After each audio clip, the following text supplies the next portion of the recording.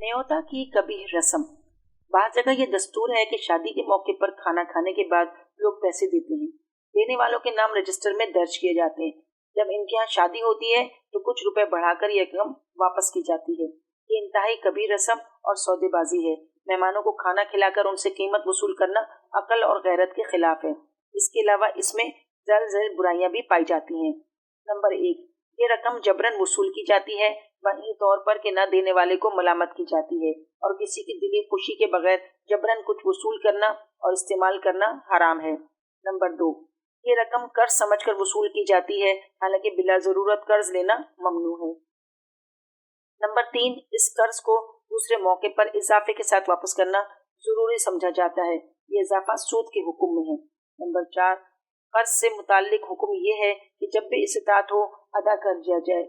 अगर जिंदगी में अदा ना किया गया तो मरने के बाद तरके में से अदा किया जाए, लेकिन न्योता की रकम मरने के बाद अदा करने का एहतमाम नहीं किया जाता।